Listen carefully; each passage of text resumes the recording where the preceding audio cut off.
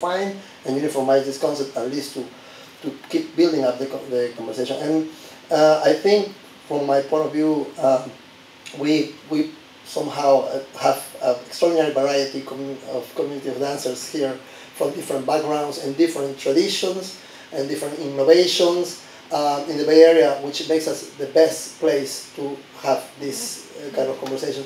And in terms of, like, there is the burning question, I think, on the table, so like, what with these people who do not belong to this tradition and are going to be, learning, and they themselves feel reluctant to perform or teach or go far beyond.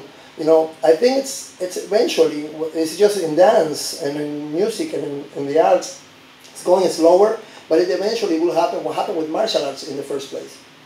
Until the first white person who mastered Kung Fu and all those, Chinese, oh, wow, this person can really fight, can really do, and became a sport. And everyone in every country now does Kung Fu, Taekwondo, Karate, every martial art, and nobody will question somebody being a black belt because if American or African or anything. So, but dance, because it affects more sensibilities, social sensibilities, and it's so extremely linked to the inner core of a culture. I think it will take just more and more time, and it will go through a slower process. So, but that's in general, because there are so many things to address, but I think that this is just great, and I thank you, everyone, for providing me much more things to think about during the whole week. And that was our goal this evening, was to really start a conversation and provide you all with some things to think about. And there are a bunch of ways that you can continue to be part of this conversation. The first is to have more wine and snacks and stick around and talk with your new friends this evening. We're not going to kick you out, at least for a while, so I hope that if you had some juicy conversations started that you can continue them. I also really do encourage you to go to counterpulse.org to visit the blog.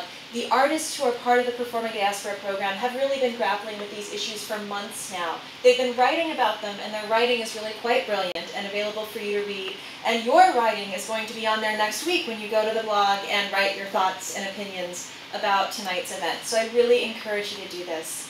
I want to take a moment to just point out that we do have some of our beloved Performing Diaspora artists and residents in the house. We have Charlotte Moraga, and we have Adia Whitaker and her dancer Amara Tabor-Smith, who are working hard in the studio developing work as we speak. I want to give a big thanks to our partners, Dancers Group, and the whole staff of World Arts West who really came together to support this.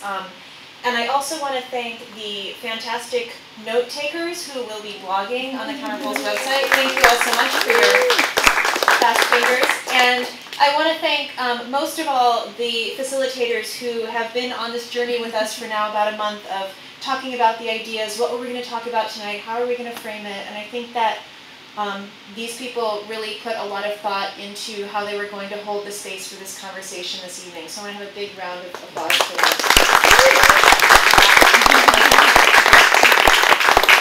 So I think that's it for the formal part of the evening. Please enjoy some more snacks, stick around and chat with each other, and we hope to see you back for more events, and don't leave without one of these.